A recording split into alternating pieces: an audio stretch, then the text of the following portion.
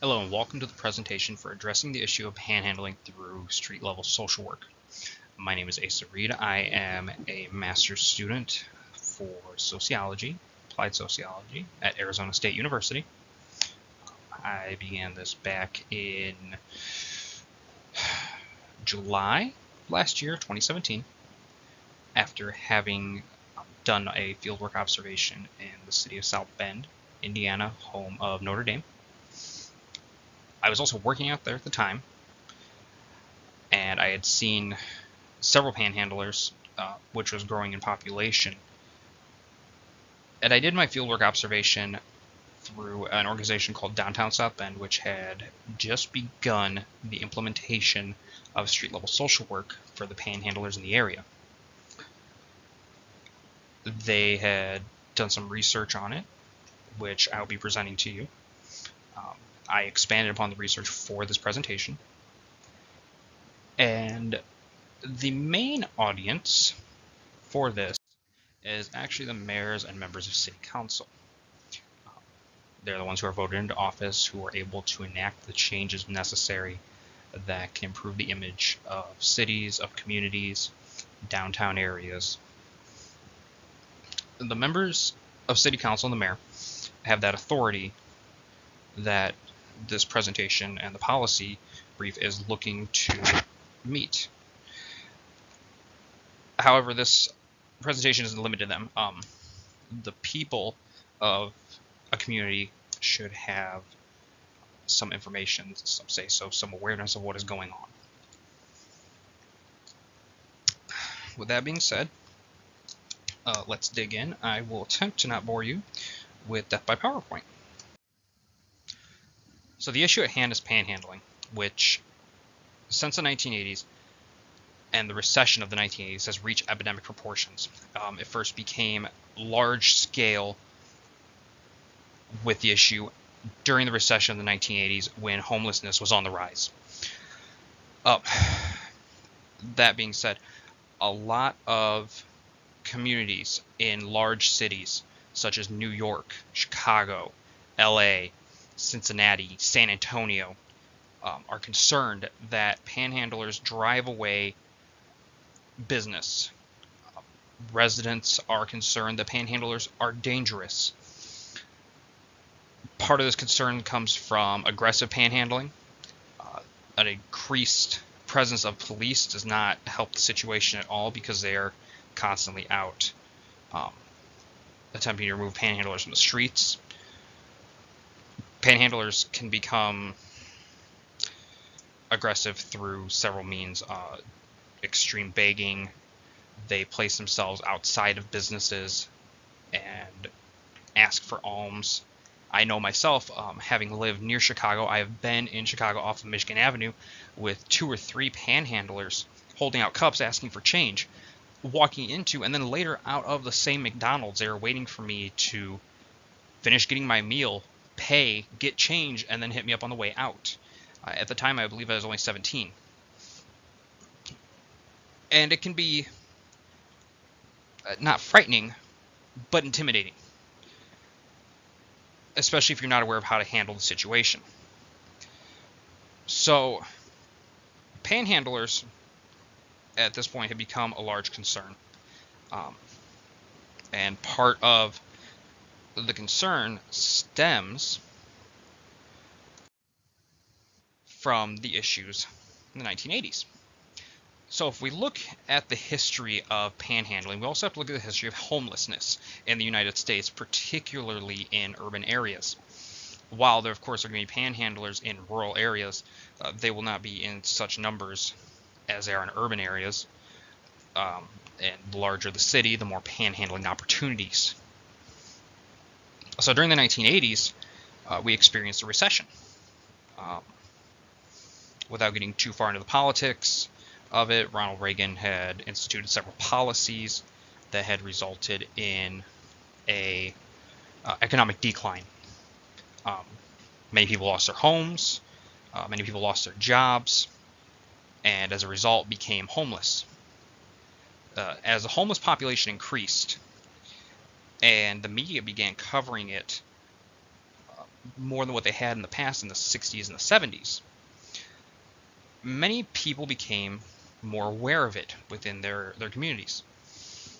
So homelessness was on the rise, and at the time it wasn't too much of a concern for the average American, but it did have a concern. Well, as help and assistance for the homeless began to decline throughout the 80s, which we'll delve into a little bit later, panhandling went up. These people needed a place to stay, and in order to get a place to stay, they needed money. So they began begging. That escalated, and panhandling moves almost in migration patterns with weather, with economic upturns and downturns for local communities. As I stated, I did some of my fieldwork observation time in South Bend, which has been on the rise since the election of a new mayor, and panhandling, as the city has gotten better, panhandling has increased. As our economic strength has grown, panhandling has become a larger concern for the city of South Bend, Indiana. So it's local. You can go to your nearest urban area. You can go to your nearest downtown area. I live 45 minutes from South Bend. I see panhandlers in the corners, and I live in a fairly small city outside of South Bend, in between Chicago. And a lot of these panhandlers move from South Bend to Chicago, or vice versa, from Chicago to South Bend. That being said, that's the migration pattern. That's a history of a little bit of homelessness and panhandling in America. Very, very brief. So, with the history of panhandling having been discussed, and homelessness, and the media covering homelessness in greater numbers than they had in the past in the 1980s and the 90s, when it was on the rise after the recession, there grew an idea called NIMBYism, NIMBY-ism, which is not in my backyard. As media outlets, local media outlets, began covering the increase in homelessness and later on panhandling, many people began to realize that there was panhandling and homeless within their very own communities. And while it's easy to be concerned about a community that is on the other side of the country without really being invested in it, when it's brought to your attention that that very issue is within your own neighboring community, within your own community, in your own town, your district, on your street, people became very concerned. The homeless were now entering into shelters where they would be within local communities. Parents and the community would be concerned that these individuals posed a threat to their way of life in some way. NIMBYism is born out of misconceptions and fears, such as the same thing as racism, same thing as ageism, sexism, and classism. It is an ism, but it really applies to those that finally are aware of the issue when it becomes their own issue. NIMBYism really is what put panhandling into a large-scale epidemic. Initially, the issue was homelessness in the 80s and the 90s. However, as NIMBYism grew, as this idea of not in my backyard grew, they began enacting city ordinances that pushed homeless shelters out of the community, that would shut them down. It would remove resources for the homeless. When the homeless lost their resources, food pantries, the homeless shelters, assistance, they had very little room to turn except to panhandling, or at least that's how they saw it. So they began begging for money, which of course only intensified NIMBYism. It is cyclic in nature. It is counterproductive, and it removes help and resources from those that actually need it. currently, the way we manage panhandlers in the United States of America differs from city to city. A lot of cities have ordinances that prohibit panhandling, and the fines and the citations can be severe. Can result in 3 days of jail time. Repeated offenses can result in more jail time, or as far as a state prison.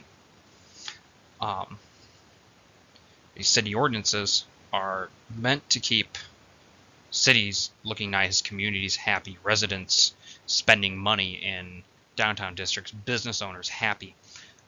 However, they tend to prey on the neediest people within communities. The city of Dallas, Texas, in, I believe, 2012, issued 2,000 citations for panhandling, and almost all of them went unpaid. And there's a massive amount of resources spent on patrolling, confronting, and issuing of citations for panhandlers who will return to that area, who will move to a different area. And there's no way to track these people to ensure that we get the money for the citations. Of course, it all comes down to money. But there's no way to track them. So how are we going to get the money for the citations? It's wasted resources. Arrests for panhandlers are high in a lot of cities, but they don't really deter panhandlers. For lack of a better term, you put them in the clink, they get 3 hots and a cot for a couple nights, they go back out on the street, and they begin panhandling again. Residents give them money, which similar to don't feed the animals, and that sounds awful, and it is terrible. They're not animals, they're people. They need help. But giving them money does not provide them help. It continues the cycle of panhandling, of poverty. They immediately spend the money. Actually, we really don't know what they do with too much of it. But, back to my experience as a 17-year-old in Chicago, you give them money, they just move on to the next person. Or they just know they're going to continue getting money. Maybe they're having a lucky day. So that's how we're currently handling panhandlers. And yet, none of it's getting any better. What we're doing is not working. So, from my fieldwork observation and from my research that I've done to the issue of panhandling, there is a better way.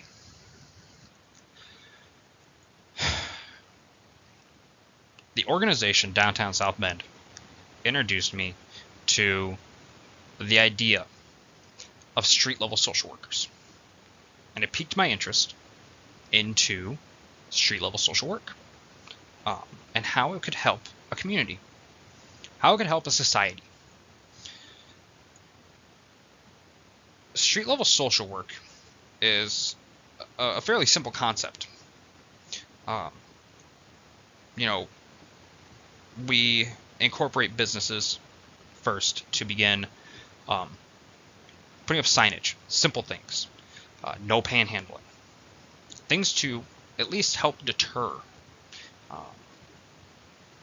signage for down on the streets and frequently panhandled areas, to help give drivers and pedestrians resources. Do not give money, call this number if you see a panhandler. I've seen these signs, and they're big, they're bold, they're simple. I could pick up the phone in the car at a stoplight, and that's where most panhandlers in downtown South Bend are. And I can call that local resource, I can get somebody there, and they can address a panhandler. That would be the street level social worker. They would actually be patrolling, for lack of a better term, the streets to sit down and have a conversation with these panhandlers. Some suffer from mental illness.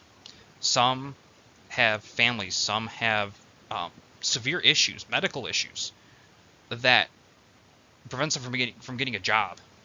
And they didn't know where else to turn but to panhandle. These social workers would be equipped with the education and the training to assist a panhandler. They would visit, um, make themselves known to local resources within the community that can help these people, that can provide them with assistance, that can get them housing, that can get them food at food shelters, food pantries, that can get them the resources they need. And several contacts may need to be made. We may find them on the streets over and over again. But hopefully, through time, through repeated connections, we will be able to reduce the number of panhandlers within a community. Now, there are several cities that have already instituted this. Indianapolis, Indiana is one of them. Indianapolis, Indiana has actually seen a 48% decrease in arrests of panhandlers within their city. A decrease in arrests also shows a decrease in visibility, also shows a decrease in panhandlers. Maybe, yes, it isn't 48% fewer panhandlers. Maybe it's only 25% fewer panhandlers, but the numbers are hard to come by, and it's a very recent tactic taken by cities. A couple other notable cities that have instituted this: Cincinnati, and they've seen some success with it. New Orleans has seen success, usually in the 20 to 30% decreases of panhandlers. South Bend's is new. Indianapolis, Indiana's has been ongoing for a year or two, which is why they actually have a solid number. And that's only in the first stage. That's only in introducing a street level social worker. That's not increasing the number of homeless shelters. That's not increasing the number of food pantries. That's not increasing the number of actual resources that take taxpayer dollars to provide. This is using the same amount of resources and only adding one element, and that's that street level social worker, who has, again, the education and the training, and they carry with them the information that the panhandlers need in order to get them food, maybe food for their families, a couple nights with a warm bed, things these panhandlers actually need, not $2 change out of the collection in your car. That's a better way, with proven results.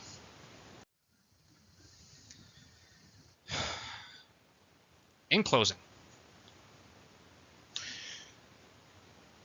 many of us I know have seen panhandlers. If you've seen homeless people, you've seen panhandlers. They go hand in hand. Now, many panhandlers, of course, there's been reports on the media. I remember some from when I was a teenager that they followed a panhandler and he was making $2,000 a week. These are more than likely exceptions to the rule. The vast majority of panhandlers probably bring home $10 to $15 a day. Maybe, if they're lucky. If it's a good day. That's not an exact number. But these are the neediest people within our community. And our approach to them has not helped. It has continued the cycle of homelessness. It has continued the cycle of panhandling to the point of epidemic proportions that has taken a toll on communities within the United States, in urban areas particularly. We need to break that cycle of NIMBYism. We need to approach things wholeheartedly. We need to approach this topic wholeheartedly. We need to look at the homeless and the panhandlers that are within their ranks, within their subgroup, as a needy community. And we need to provide them the resources that they need in order to succeed within our communities. If we raise them up, instead of dragging them down, our communities will be stronger. And our residents will know it. and it will provide more energy and more life into our cities within the United States of America. Thank you very much.